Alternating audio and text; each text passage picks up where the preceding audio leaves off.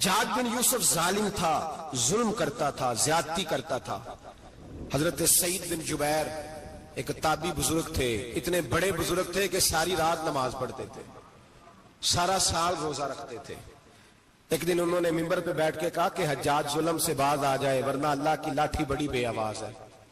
اللہ کی لاٹھی، اس کا کیا مطلب ہوتا ہے؟ اس کا مطلب ہے جب رب کی لاٹھی چلتی ہے تو اس کی آواز، جی اس کا پہلے کوئی پیغام، وہ پہلے اعلان نہیں کرتا کہ تگڑے ہو جاؤ لاٹھی چلنے لگی ہے، لاٹھی چلتی ہے پر اس کی آواز، سمجھ آ رہی ہے میری بات کی؟ جمعۃ الوداع کے لیے تشریف لانے والے احباب خاص غور فرمائیے گا۔ حجاج بن یوسف کو پتا چلا کہ حضرت سعید بن جبیر نے میرے خلاف بات کی، بلا لیا، کہنے لگا تو نے میرے خلاف بات کی ہے؟ فرمانے لگے کی ہے۔ کہنے لگا تجھے پتا ہے میں قتل کر دوں گا؟ آپ فرمانے لگے نہ تو زندگی کا مالک ہے نہ موت کا مالک ہے، تو کیسے قتل کر؟ کہنے لگا تجھے پتا ہے میرا؟ فرمایا میں نے تجھے نہیں، میں نے تو کئی شداد، کئی حماد، کئی قارون، کئی فرعون، کئی نمرود دیکھے، کئیوں کی داستانیں سنی، تو کون ہے؟ تو تو چھوٹا سا ہے۔ ایک جملہ ہے مولانا جلال الدین رومی کا، بڑے درویش تھے، ایک بات کہہ گئے، کہنے لگے نمرود جتنے پیسے نہیں، فرعون جتنی حکومت نہیں، قارون جتنی دولت نہیں، ورنہ فرمانے لگے میرے زمانے میں بھی کئی لوگوں کا خدا بننے کو دل کرتا ہے، کئی لوگوں کا دل کرتا ہے، لیکن نمرود جتنے پیسے، فرعون جتنی طاقت اور قارون جتنی دولت نہیں، ورنہ ہو سکتا ہے لوگ دعویٰ کر جائیں معاذ اللہ ثم معاذ اللہ۔ یہ آج سے کئی سو سال پہلے وہ کہہ رہے ہیں، آج تو حالات بڑے ابتر ہیں، اس کی نسبت خطرناک۔ فرمانے لگے حضرت سعید بن جبیر تو زندگی موت کا مالک نہیں۔ کہنے لگا پکڑو، قتل کرو اسے، لے جاؤ۔ جب پکڑ کر کھینچ کر لے جا رہے تھے نا تو حضرت سعید بن جبیر مسکرانے لگے۔ اب ظالم کے سامنے مسکرائے تو اس کو بڑا غصہ آیا، یہ میرا مذاق اڑاتا ہے؟ بلا لیا، ادھر آؤ، کیوں مسکرا رہے ہو، کیا ہوا؟ تو حضرت سعید بن جبیر کہنے لگے میں مسکرا رہا ہوں تیری بیوقوفی پر اور اپنے اللہ کی دی ہوئی ڈھیل پر۔ میں مسکرا رہا ہوں کہ یا اللہ کیا بات ہے، کیا تیرا شان ہے، کیسے لوگوں کو ڈھیل دی ہوئی ہے۔ میں مسکرا رہا ہوں تیری بیوقوفی پر کہ تو سمجھتا ہے شاید مجھے پوچھنے والا کوئی نہیں۔ کہنے لگا اس کو باہر نہ لے جاؤ، میرے سامنے قتل کرو۔ ٹھیک ہے جی، قتل کرنے لگے تو حضرت سعید بن جبیر نے منہ کعبے کی جانب کر لیا، انی وجہت وجہی للذی فطر السماوات والارض حنیفا وما انا من المشرکین۔ جب آپ نے یہ آیتیں پڑھی نا کہ میں نے منہ کر لیا ہے اپنے رب کی جانب، کرو مجھے قتل، کہنے لگا نہیں نہیں، اس کا منہ پھیرو، کعبے کی طرف ہو کہ قتل نہ ہو۔ ہے ظالم پر پاگل ہو گیا ہے۔ حضرت سعید بن جبیر کے حوصلے نے شکست دے دی، ناکام ہو گیا، مخبوط الحواس ہو، کہنے لگا اس کا منہ پھیر دو۔ جب کعبے سے پھیرا تو آپ فرمانے لگے للہ المشرق والمغرب فانما تولى فثم وجه اللہ۔ اللہ فرماتا ہے تو مشرق اور مغرب سارا ہی اللہ کا ہے، جدھر بھی منہ کرو گے ادھر اللہ ہی اللہ ہے، جدھر بھی منہ کرو گے ادھر اللہ ہی اللہ ہے، چاروں جانا پھیر دے، جدھر منہ پھیرنا ہے تو نے پھیر دیا منہ۔ حضرت سعید بن جبیر کے گلے پہ خنجر رکھا تو آپ نے ہاتھ اٹھائے، کہنے لگے اے اللہ میرے بعد اسے کسی اور پر مسلط نہ کرنا، میرے بعد کسی اور پر مسلط نہ، بس میں آخری ہوں۔ جب آپ ذبح ہوئے تو اتنا خون نکلا کہ لوگ کہتے ہیں جتنا اونٹ کے وجود سے نکلتا ہے، تر ہو گیا سارا اس کا دربار۔ ایک سمجھدار آدمی کو بلا کے کہنے لگا اتنا خون میں نے بڑے بندے قتل کرائے ہیں پر اتنا خون نہیں نکلا۔ تو وہ کہنے لگے لوگ مر جاتے ہیں، مرتے وقت ڈر جاتے ہیں، سہم جاتے ہیں، خون سکڑ جاتا ہے، لگتا ہے یہ شخص جب دنیا سے گیا ہے تو ڈٹ کے گیا ہے، یہ ڈٹ کے گیا ہے دنیا سے۔ حجاج بن یوسف رات کو سویا تو تڑپ کے اٹھا، کیا ہوا؟ گھر والے کہنے لگے کیا ہوا؟ کہنے لگے سعید بن جبیر خواب میں آیا اور کہتے ہیں اٹھ مجھے بتا تو نے مجھے کیوں قتل کیا، بتا کیوں مارا۔ اگلی رات پھر سویا تو وہی خواب، پھر سویا تو وہی خواب۔ گناہ نفسیاتی مریض بنا دیتا ہے، ظلم تجھے مخبوط الحواس کر دیتا ہے۔ جب تو زیادتی کرتا ہے تو اللہ فرماتے ہیں کہ تو اللہ کو بھولتا ہے، اللہ تجھے اپنا آپ بھلا دیتا۔ پھر تو بھول جاتا ہے، پھر تو سیدھے رستے پہ چلتا ہے پر بھٹک جاتا ہے، پھر تو صحیح رستوں کا تعین کر کے بھی گمراہ ہوتا ہے، پھر تو روز وہی گاڑی چلاتا ہے پر اب جب تو بریک لگاتا ہے تو نہیں لگتی، جب گناہوں کے ساتھ تو مخبوط الحواس ہوتا ہے تو روز وہ کاروبار کرتا ہے، لیکن جب تیرے گناہ تجھے گھیر لیتے ہیں پھر اسی کاروبار میں تو نقصان اٹھاتا ہے۔ حجاج بن یوسف تڑپتا ہے، روتا ہے، یہاں تک کہ بیمار ہو گیا، پیٹ میں درد ہوتی ہے، پتہ نہیں کیا ہوا، تکلیف ہوتی ہے، پتہ نہیں، سارے حکیم، طبیب، ڈاکٹر، کوئی نہ سمجھ سکا کہ بیماری کیا ہے۔ جو بیماریاں خدائی ہوتی ہیں ان کا لوگوں کو پتا، جو آزمائشیں رب کی جانب سے ہوتی ہیں وہ ڈاکٹروں کے ہتھے نہیں چڑھتی، جو تکلیفیں اللہ دیتا ہے ان کا حکیم طبیب علاج نہیں کر پاتے، مشکل، اور شفا اسی وقت ہوتی ہے جب اللہ دینا چاہے، اور جب رب بھی دینا نہ چاہے تو بڑے بڑے ڈاکٹر کہتے ہیں کہ ہمارے بس کی بات نہیں رہی۔ بغداد سے حکیم آئے، پیٹ دیکھا، کہنے لگے نہ تیرے معدے میں کوئی دقت ہے، نہ تیرے جگر میں، نہ کسی اور جگہ، ماجرا کیا ہے؟ ایک آخری علاج ہے، آخری، وہ کیا؟ گوشت کا چھوٹا سا ٹکڑا دھاگے کے ساتھ باندھ کے منہ میں ڈالا، اور پھر ایک باریک سا تنکا لے کے اس کو اندر ڈالنے لگے گلے میں۔ وہ گوشت کا ٹکڑا جب حلق کے اندر اتر گیا، اس حکیم نے واپس کھینچا تو کیسے ایسی بدبو آئی جیسی کبھی سونگی نہ تھی، جانور، کیڑے مکوڑے لگے ہوئے باہر نکلے، اور جب دیکھا تو جتنے محل میں لوگ بیٹھے تھے چلاتے ہوئے نکل گئے کہ یہ کیا مصیبتیں ہیں۔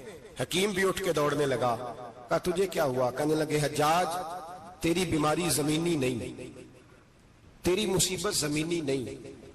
کہا میری مرض تک تم کیوں نہیں پہنچ پا رہے؟ تو کہنے لگے لگتا ہے تو بد دعا کا مریض ہے، لگتا ہے تو ظلم کا مریض ہے، تو جبر کا مریض ہے۔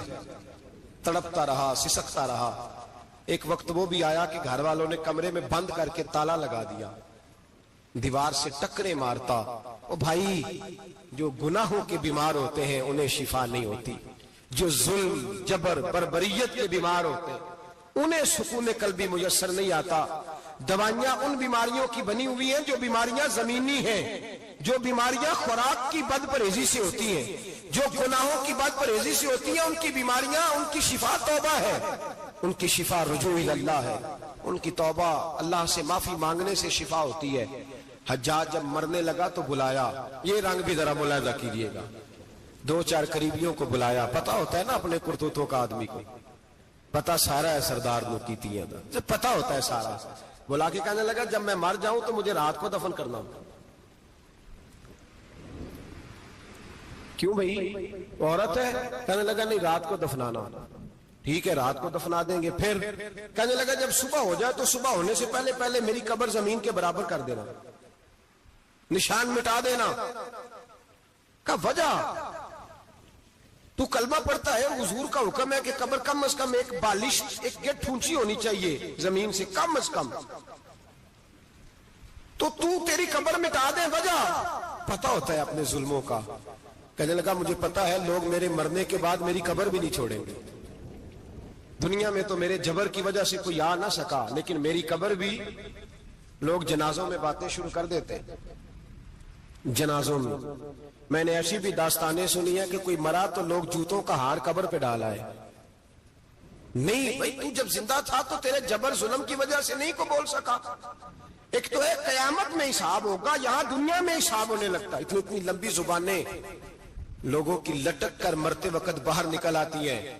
دعا کریں، جمعہ ہے، اللہ تعالیٰ ایمان کی موت عطا فرمائے، دعا فرمائے رب تعالیٰ اللہ تبارک و تعالیٰ توبہ کر کے جانے کی توفیق عطا فرمائے، جاگے جاگے اور سنے اور دعا کرے، اے اللہ تو ہمیں ظلم سے ویسے ہی محفوظ فرما، اگر ہم زیادتی کرنے لگے تو اے اللہ ہمیں اس سے منع فرما، ہمیں اس سے تو یہ توفیق دے کہ ہم باہر آ جائیں اس گناہ سے۔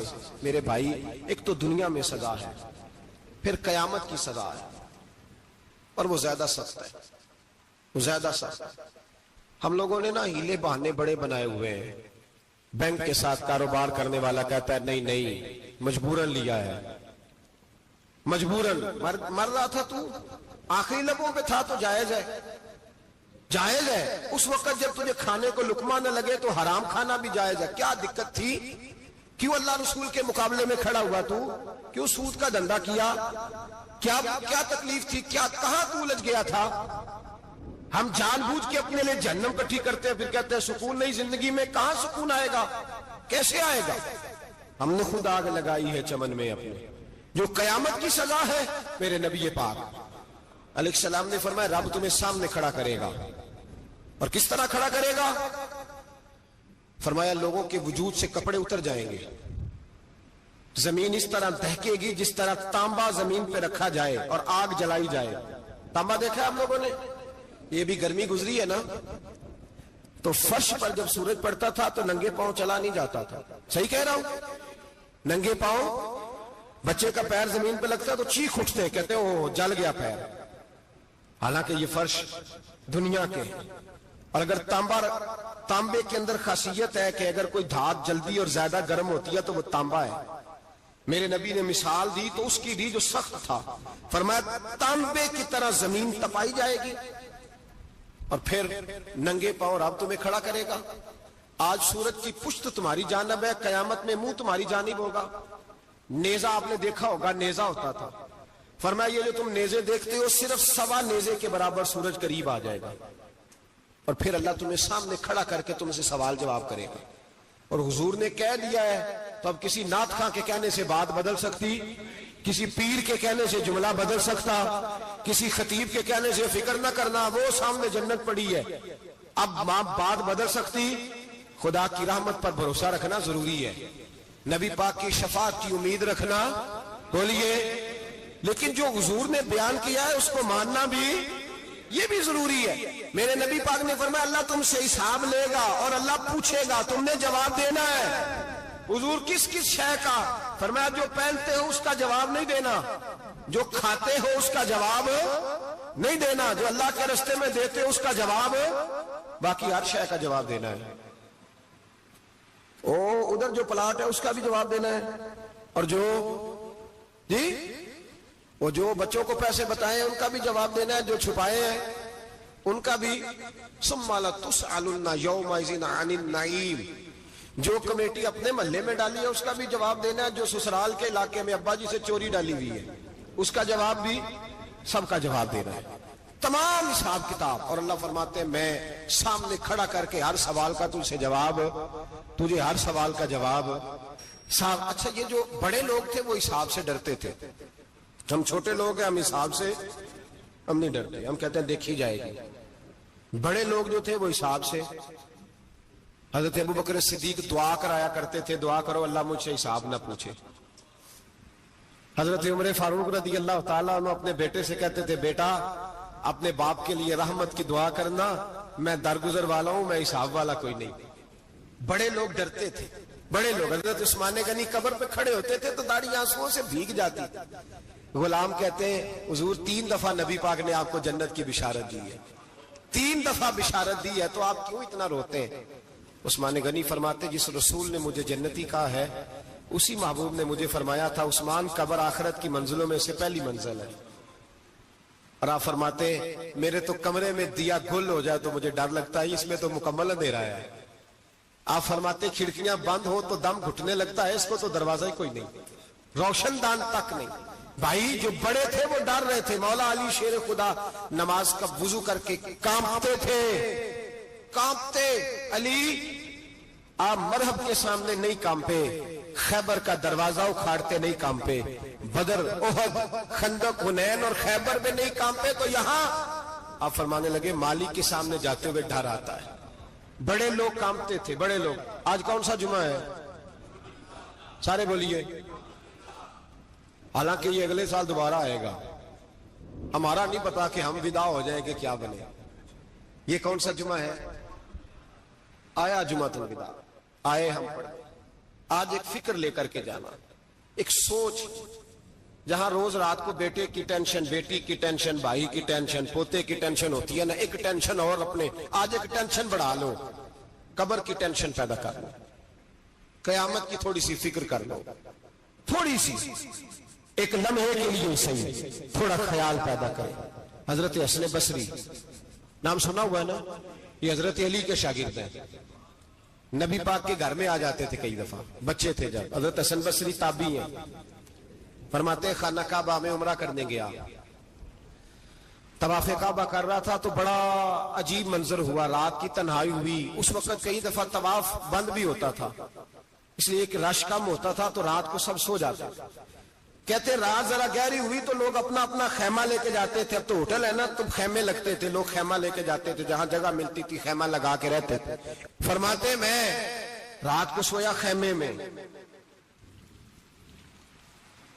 एक दर्दनाक आवाज आई, मीठी है धीमी है पर दर्द बड़ा है।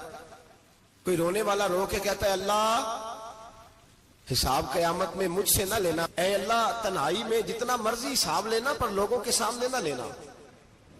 और फिर कहता है अल्लाह फजल तो तू तब करे जब तू मेरा हिसाब पूछे ही ना। फिर चंद मिनट गुजरे तो फिर वो रोने लगा, मेरे कानों में आवाज आई, कहने लगा अल्लाह हिसाब तो उनका लिया जाता है जो हिसाब के काबिल होते हैं। आला हजरत कहते हैं ना रजा से तू क्या हिसाब लेगा, रजा भी किसी हिसाब में है। ऐ अल्लाह मैं काबिल नहीं, मुझसे हिसाब ना लेना। कहते थोड़ी देर गुजरी तो फिर वो रोने लगा, फिर जरा सांस संभले तो फिर कहने लगा ऐ अल्लाह मैं तो लोगों को कोई बंदा हिसाब पूछ ले तो नहीं दे सकता, मैं तुझे कैसे हिसाब दूंगा। फिर तड़पने लगा। कहते थोड़ी देर गुजरी तो फिर एक लफ्ज उन्होंने कहे रोने वाले ने, कहने लगे अल्लाह देख तेरे महबूब का फरमान है जो माफी मांगे तो उसे माफ कर दिया करता है। ऐ अल्लाह मैं माफी मांगने आया हूं और मस्जिद नहीं आया, मैं काबातुल्लाह ही आ गया हूं। कहते हैं वो इतना रोए कि चीख आई उनकी, और जब धड़ाम से कोई जमीन पे गिरा तो मैं परेशान हुआ कि अब तो बेहोश हो गया। फरमाते हैं मैं जोर से उठा फटाफट और उस शख्स की तरफ बढ़ा। मेरे दिल में ख्याल है कोई गुनाहगार है बेचारा, तो चलो मैं भी दुआ करता हूं, इसको कहता हूं बेटे फिक्र न कर, अल्लाह तेरी मदद करेगा। फरमाते मैं गया इस नीयत के साथ कि मैं कहूंगा चलो उठो तुम भी दुआ करो, मैं भी करता हूं, अल्लाह हमसे हिसाब ना पूछे। कहते मैं गया तो वो शख्सियत बेहोश पड़ी थी, काले स्याह बाल उनके चेहरे पे बिखरे हुए थे। कहते लोगों जब मैंने जुल्फे हटाई चेहरे से तो मेरा वजूद कांपने लगा आसमान टूट पड़ेगा, जमीन फट जाएगी, सितारे बिखर जाएंगे, आज बह जाएंगे समुंदर। फरमाते मेरी चीखें निकल गई, ये कोई गुनाहगार तो नहीं, ये तो हजरत फातिमा के पोते इमाम ज़ैनुल आबिदीन है, ये तो इमाम हुसैन का वो बेटा है जो करबला में तन्हा बचे थे। फरमाते मैं इमाम का चेहरा देखा तो भाग के आया और मैंने अपनी दाढ़ी उनके पैरों के साथ मस की और मैंने कहा हुजूर उठिए। इमाम उठे तो मैंने कहा शहजादे तेरे तो इशारे से अल्लाह कई गुनाहगारों को बख्शेगा, तेरी तो दुआ से अल्लाह बख्शेगा, ये क्या कर रहे हो। तो इमाम ज़ैनुल आबिदीन कहने लगे हसन बसरी इधर आ यार, इधर आओ बुजुर्गो, मेरे दादा के पास रहने वाले हो, मैंने ना आज ही सुना है कि उसका अजाब बड़ा सख्त है, आओ मेरे लिए दुआ करो, अल्लाह पाक मुझसे हिसाब ना पूछे। का हुजूर ना करें। अब फरमाने लगे तुझे नहीं पता कुछ चीजें ऐसी हैं कि रब ने अगर हिसाब पूछा तो मैं वाकई जवाब नहीं दे पाऊंगा, चल कर मेरे लिए दुआ। कहते मैंने हाथ बांधे, हुजूर मैं नहीं करता, उठा कह। फरमाते मैंने हाथ उठाए, मैंने कहा अल्लाह तेरे रसूल का शहजादा है, ये तेरे रसूल का शहजादा है, ये कह रहा है तो फजल कर। ओ भाई जो बड़े थे वो तो तड़पते थे, सिसकते थे। बू अली हीती कहते खाना काबा में पत्थर पे सर रगड़ रगड़ के कोई बूढ़ा कह रहा था ऐ अल्लाह अव्वल तो हिसाब ना लेना, और अगर लेना तो मुझे अंधा करके उठाना, मैं तेरे नेक बंदों के सामने शर्मिंदा नहीं। इकबाल रो पड़े। इकबाल कुछ लोगों ने लिखा है ये आखिरी रुबाई है डॉक्टर इकबाल की, आखिरी। इसके बाद शायद उसने कलाम ने, कुछ सीरत निगारों का ख्याल है। इकबाल मदीने की तरफ मुंह करके कहने लगे तू गनी अजहर दो आलम मन फकीर, अल्लाह तू गनी है मैं तो फकीर हूं, रोज मख्शर उज्र हाय मन पजीर। ए अल्लाह अव्वल तो मेरा कोई उज्र कबूल कर लेना मख्शर के दिन, और अगर ना करना हुआ अगर तुम्ही बीनम हिसाबम ना गुजीर, अगर जरूर ही मेरा हिसाब लेना है, ए अल्लाह अगर तूने जरूर लेना है, ए اللہ اگر ضرور ہی لینا حساب، اول تو میرا عذر مان لینا، میری کمزوری پہ رحم کرنا، اے اللہ میرے بڑھاپے پر میری کمزوری پر رحم کرنا، اگر ضرور حساب لینا ہے از نگاہ مصطفیٰ پنہا بغیر، تو اے اللہ ذرا حضور کی نگاہوں سے اوجھل کر کے لینا۔ اے اللہ مجھے شرم آئے گی، میرے مصطفیٰ کریم فرمائیں گے میں تو تجھے ہر بات سمجھا کے آیا، ایک جگہ تیری رہنمائی کر کے آیا، تو کیسے عمل ذرا اوجھل کر کے از نگاہ مصطفیٰ پنہا بغیر، ذرا حضور کی آنکھوں سے اوجھل کر کے سائیڈ پہ کر کے لینا، میں برداشت نہیں کر پاؤں گا۔ حضرت ابو علی ایتی کہتے ہیں بابے نے سر رکھا ہوا ہے اور کہتے ہیں اللہ مجھے اندھا کر کے اٹھانا، فرماتے میں گیا، میں نے کہا چلو میں دعا کرتا ہوں جا کے، فرماتے جب میں نے جا کے بزرگوں کی کمر پہ ہاتھ رکھا، ان کا چہرہ دیکھا تو یہ کوئی گناہگار تو نہیں، یہ تو بغداد کے پیر عبد القادر جیلانی ہے، یہ تو محبوب سبحانی غوث سمدانی ہے، یہ تو وہ شخص ہے جو قدم لگائے تو اللہ ولایت عطا کرتا ہے۔ جو بڑے تھے وہ ڈر رہے تھے، معین الملت والدین، عطائے رسول، ہند الولی، غریب نواز حضرت خواجہ معین الدین اجمیری رحمت اللہ علیہ، خواجہ قطب الدین بختیار کاکی کو تنہائی میں بلا کے کہنے لگے معین الدین سید زادہ ہے، معین الدین حضور کے خاندان میں پیدا ہوا ہے، معین الدین سے اس کے پیر کو بڑی امیدیں تھیں، معین الدین کو رسول پاک نے ہندوستان بھیجا تھا، پر قطب الدین یار معین الدین تبلیغ کا حق نہیں ادا کر سکا۔ حضرت خواجہ قطب الدین کہنے لگے حضور 90 لاکھ تو مسلمان کر دیے، اور کیا حق تھا؟ فرمایا نہیں، جب تو تہجد کی نماز پڑھے نا بیٹا اپنے لیے دعا مانگنا تو خدا سے کہنا مولا میرے پیر کی کوتاہیاں معاف کر، وہ جس اعزاز کا تھا وہ کام نہیں کر سکتا، جو بڑے تھے ان کی تو باتیں بڑی تھی، یہ جو ہم چھوٹے آئے ہیں نا نئے، ٹکٹیں دیتے پھرتے ہیں، ٹکٹیں، بے نمازی جاہل ان پڑھ پیر ٹکٹیں بانٹتا ہے لوگوں کو، تو بھی بخشا ہے تو بھی بخشا ہے، وہ 90 لاکھ لوگوں کو رائے حق پر لگا کے بھی کہتے تھے نہیں حق تو یہ ہے کہ حق ادا نہ ہوا، حق تو یہ ہے کہ حق، کوئی شاہی پلے نہیں، ڈٹا ہوا کھڑا ہے مسلمان، ڈٹا ہوا۔ یہ حساب سنے، کسی نے حضرت ابو ہریرہ سے کہا کہ کوئی ایسی حدیث سناؤ جو آپ کو بھی بڑی محبوب ہو۔ حضرت ابو ہریرہ نے چیخ ماری، رونے لگے اور بے ہوش ہو گئے، پھر ہلایا، پانی پلایا، اٹھے، کہا حضور بات کی تھی حدیث سنائے، پھر رونے لگے۔ ہمیں تو نہیں نہ رونا آتا، ہمیں تو تب آتا ہے جب بیٹا بات نہ مانے، ہمیں تو تب آتا ہے جب کاروبار میں نقصان ہو جائے، ہمیں تو تب رونا آتا ہے جب ہمارا کوئی دوست ہمارے بارے میں غلط بات کر دے، بے عزتی دنیا کی ہو جائے۔ حضرت ابو ہریرہ 3 دفعہ ہوش آیا، 3 دفعہ روئے اور کہنے لگے عزیزو یہ وہ والی حدیث ہے کہ میں سوچتا بھی ہوں تو میں تڑپ اٹھتا ہوں۔ کہا کون سی حدیث؟ تو حضرت ابو ہریرہ کہنے لگے میں نے نبی پاک سے سنا ہے قیامت میں سب سے پہلے علماء کا حساب ہوگا، سب سے پہلے علماء کا۔ رب کریم فرمائے گا تمہاری دین کے نام پر بڑی موجیں تھیں، تمہارے بڑے پوسٹر چھپتے تھے، لائنیں بنا کے لوگ تمہارے ہاتھ چومتے تھے، لوگ تمہاری گڑی کو بھی چومنا اپنے لیے سعادت سمجھتے تھے۔ بتاؤ میرے رسول کے نام پر کھانے والوں کیا کر کے آئے ہو؟ عمل بتاؤ، عمل، موج بڑی کی نا تم نے، بتاؤ عمل۔ علماء عالم عرض کرے گا اے اللہ میں جگہ جگہ تیرے رسول کے دین کی بات کرتا تھا، میں قرآن کے درس دیتا تھا، میں راتیں بیدار رہ کے تیاریاں کرتا تھا، میں جو بن سکا کیا۔ رب فرمائے گا نہیں، تو نے تو اس لیے کیا تھا کہ لوگ تجھے پیر صاحب کہیں، مولانا صاحب کہیں، تیرے نعرے لگائیں، تو لگے نہیں پھر تیرے نعرے، پھر لوگوں نے لمبے لمبے القابات پکارے نہیں تیرے۔ حضور سید عالم علیہ السلام فرماتے ہیں پہلا حساب اس کا لے گا جو عالم کہلاتا تھا۔ رب پوچھے گا تجھے طاقت دی، ہمت دی، بولنے کی صلاحیت دی، اپنے فضل سے دی، بتا کیا کما کے آیا ہے۔ حضرت ابو ہریرہ روتے ہیں، کہتے ہیں میں بھی تو حدیثیں سناتا ہوں، میں بھی تو عالم ہوں، میرے پیچھے بھی تو لوگ بھاگتے ہیں. لوگوں بتاؤ اگر اللہ نے ابو ہریرہ سے پوچھا تو کیا جواب دے گا؟ اللہ فرمائے گا علماء کے لیے بخاری مسلم ہے، انہیں اٹھاؤ اور جہنم میں ڈال دو. امام غزالی فرماتے ہیں اگر کسی عالم کو سزا ملی تو سب سے سخت عالم کو ملے گی. دعا فرمائے اللہ میرے جیسے لوگوں کو ہدایت کا رستہ عطا فرمائے، اور جو کہتے ہیں سمجھتے ہیں اللہ اس پر عمل کی توفیق عطا فرمائے. فرمایا حضرت ابو ہریرہ نے دوسرے نمبر پر سخی اللہ کی بارگاہ میں کھڑا کیا جائے، مالدار.